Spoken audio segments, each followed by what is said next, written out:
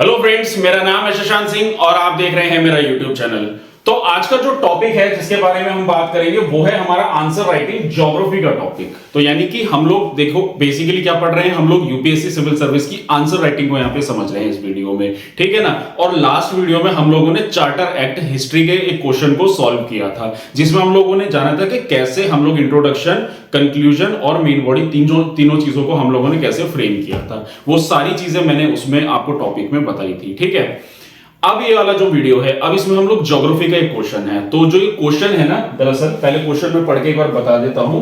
Question है, why is the world today confronted with a crisis of availability of and access to fresh water resources.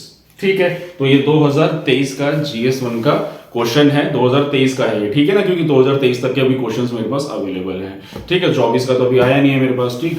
तो ये 2023 का question है जो मैंने इसमें आज डाला है।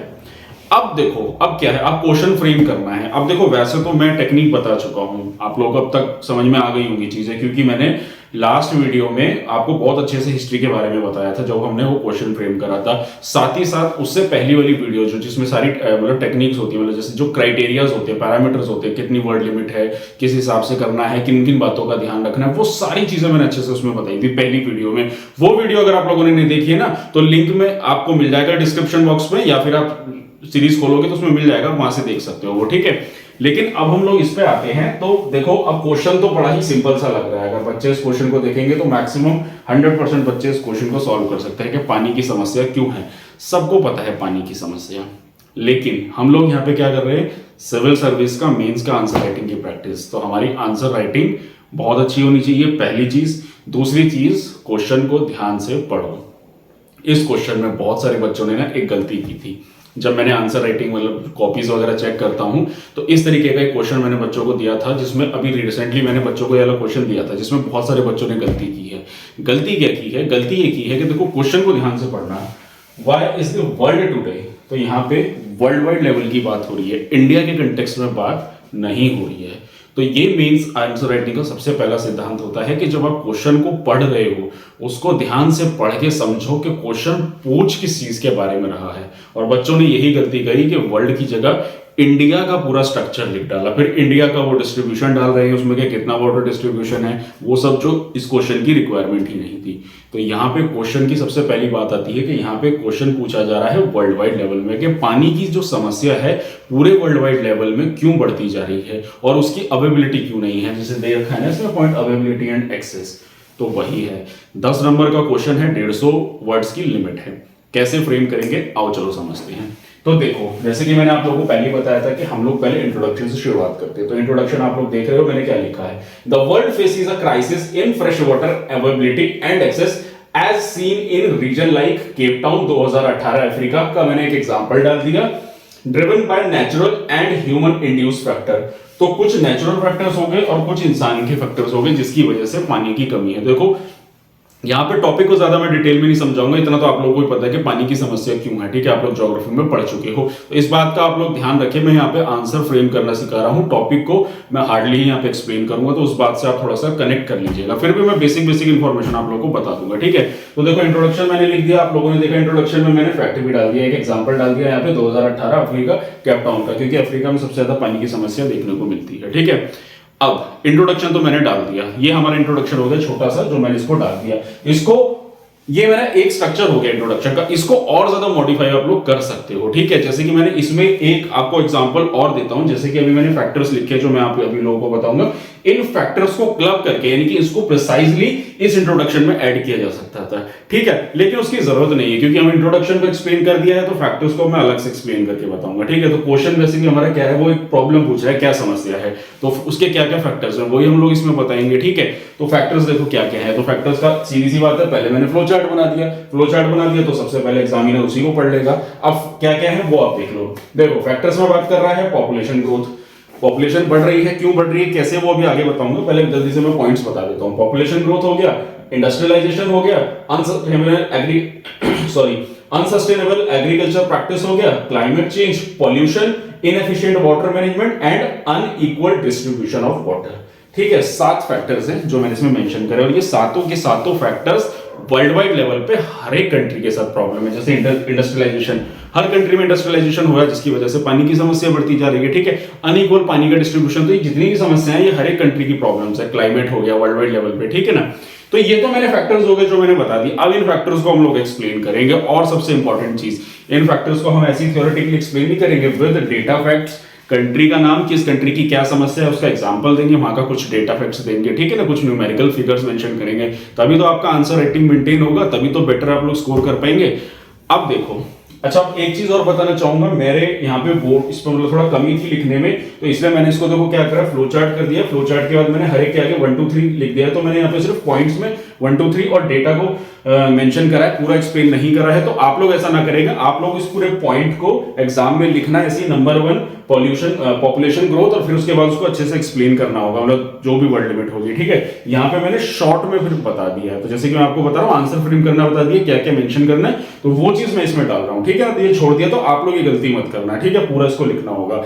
तो नंबर 1 है हमारा पॉपुलेशन ग्रोथ। तो पॉपुलेशन ग्रोथ की वजह से पानी की समस्या है, ठीक है, सीधी सी बात है भाई, पॉपुलेशन बढ़ रही है, इसकी वजह से पानी की भी समस्या बढ़ रही है, क्योंकि लोगों के अवेलेबिलिटी नहीं है। तो मैंने इसमें क्या करा, फिर डायरेक्ट न्यूमेरिकल फिगर्स डाले। तो ध्यान से देखना, 2.5 बिलियन 1950 से लेके अब जाके 8 बिलियन पॉपुलेशन बढ़ गई है 2023 तक का डेटा, जो पॉपुलेशन बढ़ गई है, ठीक है। इसमें आप लोग ऐड कर सकते हो चाइना और इंडिया का एग्जांपल, क्योंकि इंडिया और चाइना की पॉपुलेशन सबसे हाईएस्ट है। अब तो इंडिया बीट कर गया, 140 बिलियन पॉपुलेशन हो गई उसकी, ठीक है ना। 140 करोड़ इंडिया की पॉपुलेशन है, तो 140 करोड़ का जो डेटा है इंडिया का या फिर चाइना का इसमें मेंशन कर सकते हैं, और इसको पूरा एक्सप्लेन करना होगा, ठीक है। मैंने सिर्फ डेटा फैक्ट्स लिखे, आप लोग इसको पूरा सा अच्छे से बताना होगा कि due to increase in the population there is no availability of water, ऐसे पूरा बताना होगा, ठीक है। वो चीज मैंने इसमें नहीं लिखी है, इसलिए डायरेक्ट पॉइंट टू पॉइंट चीजों को मैंने यहाँ पे दर्शाया है।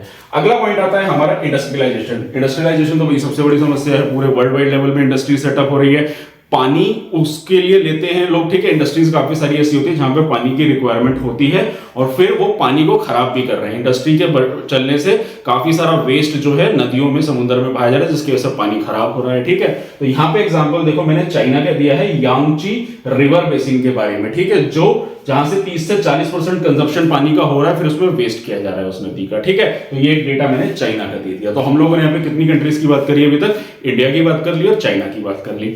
तीसरा पॉइंट आता है हमारा अनसस्टेनेबल एग्रीकल्चर प्रैक्टिस। अब इसको अगर मैं इंडिया के कंटेक्स्ट में भी बात करूं तो आप लोगों को पता होगा, जैसे ग्रीन रिवॉल्यूशन हुआ, तो ग्रीन रिवॉल्यूशन में क्या था, HYV सीड्स का इस्तेमाल होता है, जिसमें हाई इरिगेशन ऑफ वाटर का इस्तेमाल होता है, तो पानी का ग्राउंड लेवल गिरता जा रहा है, ठीक है ना। तो अब यहाँ पे जैसे एग्जांपल हम लोग दे देते हैं, कैलिफोर्निया का एग्जांपल है, सेंट्रल वैली एग्रीकल्चर सिस्टम है, जहां पे 80% पानी की खपत हो रही है, ज्यादा इस्तेमाल हो रहा है पानी का, जिसकी वजह से वहां का ग्राउंड वाटर लेवल गिरता जा रहा है, ठीक है। तो मैंने वहां पे किसका, कैलिफोर्निया का एग्जांपल दे दिया, अमेरिका का एग्रीकल्चर सेक्टर में 80% पानी का कंजप्शन हो रहा है, ठीक है। चौथा पॉइंट आता है हमारा, फिर कैलिफोर्निया का ही एग्जांपल है, जो चौथा पॉइंट है हमारा क्लाइमेट चेंज। अब क्लाइमेट तो हमारा वर्ल्ड वाइड लेवल पे खराब होता जा रहा है। क्लाइमेट क्यों हो रहा है, हमारा ग्लोबल वार्मिंग की वजह से, ठीक है। क्लाइमेट चेंज होने की वजह से क्या हो रहा है, ड्रॉट इन कैलिफोर्निया, यानी कि कैलिफोर्निया में पानी का जो सूखा पड़ गया, कमी हो गई है, किसके कारण की वजह से, 2012-2016 का ये डेटा है, 62% वहां पे गिरावट देखने को मिली है। किस चीज में, वहां पे स्नो, बर्फ पड़ती है ना, तो बर्फ पिघल के नदियों में क्या बनेगा, पानी बनेगा, हमारे यहाँ भी यही चीज होती है, तो उसका पानी का शॉर्टेज हो गया है वहां पे, ठीक है। अगला एग्जांपल आता है हमारा, पांचवा जो है वो आता है हमारा पॉल्यूशन। पॉल्यूशन का एग्जांपल हमने यहाँ पे अपने इंडिया का दे दिया, Ganga river basin, 1.2 billion litre sewage, यानी कि हर दिन 1.2 बिलियन लीटर पानी जो है गंगा नदी में बहा दिया जाता है, जिसकी वजह से गंगा नदी प्रदूषित हो गई है। ये डेटा तो हम लोग न्यूज में अक्सर पढ़ते ही हैं, ठीक है। पॉल्यूशन का डेटा चलो हमने इंडिया का दे दिया। उसके बाद अब छठा पॉइंट आता है हमारा inefficient water management. Inefficient water management मतलब पानी का सही तरीके से मैनेजमेंट है ही नहीं, जिसका एग्जांपल यहाँ पे हम लोग ब्राजील का ले लेते हैं। सौ गुलो एक जगह है जहां पे 2014 से 2015 में 4% की गिरावट देखने को मिली थी, ठीक है, पानी की शॉर्टेज की वजह से। और अगला लास्ट पॉइंट आता है हमारा unequal distribution. Unequal distribution of पानी का मतलब हो गया कि मतलब पानी का सही डिस्ट्रीब्यूशन। अब देखो पानी क्या है ना, एक नेचुरल रिसोर्स है। अगर मान लो आप एक परिवार में, घर में रह रहे हो, तो हर इंसान को पानी बराबर बराबर चाहिए, सबको बराबर नहाने के लिए, पीने के लिए, खाने के लिए। ठीक उसी तरीके से इस धरती पे पानी पे जो हक है वो हर इंसान का बराबर का हक है। लेकिन क्या है कि हमारी सोसाइटी में आज भी ना, जैसे अमीर गरीब का जो ये गैप है उसमें कहीं ना कहीं इंसान फिर गरीबी में जो है पानी का सही सिस्टम नहीं मिलता। अगर आप छोटे छोटे स्लम्स एरिया में जाएंगे या छोटे छोटे झुग्गियों में जाएंगे, वहां पे पानी की बहुत ज्यादा शॉर्टेजेस देखने को मिलती है। मुंबई जैसी जगह में आप लोग जब स्लम धारावी वगैरह में देखेंगे तो वहां पे पानी की बहुत ज्यादा शॉर्टेजेस है। दिल्ली में भी इवन आप लोग अगर देखेंगे तो पानी की बहुत ज्यादा शॉर्टेज, हमेशा गरीब आदमी सर्वाइव कर रहा होता है। तो ये वेल्थ यानी पैसे का अनइक्वल डिस्ट्रीब्यूशन सिस्टम तो है ही हमारी इकोनॉमी में, यहाँ पे पानी का भी अनइक्वल डिस्ट्रीब्यूशन सिस्टम है, ठीक है। तो उसकी वजह से सब सहारन रीजन की यहाँ पे एग्जांपल डाला है मैंने, सब सहारा अफ्रीका का रीजन है, जहाँ पे 400 मिलियन पीपल लोग रूरल एरियाज में पीने को पानी तक नहीं मिल रहा है उन लोगों को, ठीक है। तो ये डेटा मैंने डाला है सहारा का यानी कि अफ्रीका का, ठीक है। तो एक केप टाउन डाला था स्टार्टिंग में मैंने, यहाँ पे सहारा का। तो मैंने यहाँ पे देखो कितनी कंट्रीज का डाला है, एक चाइना हो गया, इंडिया हो गया, यूएसए हो गया, ब्राजील हो गया और अफ्रीका कॉन्टिनेंट का, यानी कि 5 कॉन्टिनेंट या कंट्रीज का मैंने मिक्स करके डेटा इसमें डाला है, क्योंकि हम लोग वर्ल्ड वाइड लेवल की बात कर रहे हैं पानी की अवेलेबिलिटी के लिए, ठीक है ना। तो ये तो हो गया हमारा मेन बॉडी, मैंने आपको जो इसमें एक्सप्लेन करके बताया, ठीक है। तो ये तो सिर्फ मैंने पॉइंट टू पॉइंट चीजें बताई हैं, आपको इसको पूरा एक्सप्लेन करके बताना होगा, ठीक है। अब लास्ट में आता है हमारा कंक्लूजन। तो कंक्लूजन में हम लोगों ने क्या डाला है, addressing the fresh water crisis require global cooperation, sustainable management practice and investment in clean technology. यहां तक तो समझ में आ गया कि हमें क्या करना होगा, एक ग्लोबल कॉपरेशन, सबको मिलकर काम करना होगा, सस्टेनेबल मैनेजमेंट, सस्टेनेबल चीजें लंबे समय से सस्टेन हो सके उसी का एक मैनेजमेंट सिस्टम बनाना होगा, और अपने टेक्नोलॉजी में साफ करने के लिए एक बेहतर इन्वेस्टमेंट करनी पड़ेगी। अब कंक्लूजन यहाँ पे खत्म नहीं होता है, उसमें कुछ हमें एग्जांपल्स देने भी पड़ेंगे कि वर्ल्ड वाइड लेवल पे हम लोग कुछ ऐसे काम कर भी रहे हैं कि नहीं कर रहे हैं, जैसे कि की initiatives, UN sustainable development goal 6, Paris agreement and global water partnership etcetera. तो ये 3 कुछ गवर्नमेंट कॉर्पोरेशन हैं जो हम लोग इसमें ऐड कर सकते हैं, और इस तरीके से आप लोगों का आंसर फ्रेम हो जाएगा। तो आई होप आपको टॉपिक भी समझ में आ गया होगा, साथ ही साथ क्या क्या मैंने डेटा ऐड करे हैं वो आपने सारी चीजें देख ही ली हैं। अब अंत में आते हैं हम लोग फिर से इस आंसर में चेक करने के लिए कि इस आंसर में जो जो पैरामीटर्स थे वो फुलफिल हुए हैं कि नहीं हुए। तो पहला डायग्राम वाली बात होती है, तो फ्लो चार्ट हम लोगों ने बना दिया है। दूसरा आता है हमारा पॉइंट्स में लिखा है, पॉइंट्स में भी हमने लिख दिया है। तीसरा आता है हमारा अंडरलाइन सारी चीजों को किया है ठीक ढंग से, बिल्कुल किया है, जो जो कीवर्ड्स हैं, ठीक है ना, वोकैबुलरी वर्ड्स उनको की हाईलाइट हमने कर दिया है। और चौथा पॉइंट हमारा डेटा न्यूमेरिकल्स जो है वो तो सबसे ज्यादा इसमें मेंशन करे हैं विद एग्जांपल्स हर एक कंट्री के, ठीक है ना। तो ये हमारा एक आंसर फ्रेम हो गया है।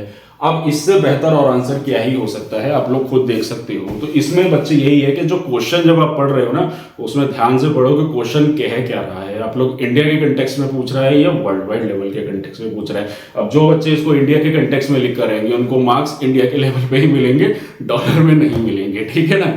तो वही होगा, तो इसलिए आप लोग इस तरीके से आंसर को अपने फ्रेम करिए और क्वेश्चन को ध्यान से पढ़िए। तो आई होप आपको मेरा ये जो सीरीज चल रही है अगर पसंद आ रहा हो तो प्लीज मेरे कमेंट सेक्शन में जरूर बताना। इसमें अगर कोई इंप्रूवमेंट या कोई ऐसा सजेशन है जो और आप लोग देखना चाहते हैं किसी भी तरीके से, या कोई ऐड ऑन करना चाहता हूं मैं इसमें अपने बोर्ड पे, तो वो भी आप मुझे जरूर बताइएगा, ठीक है ना।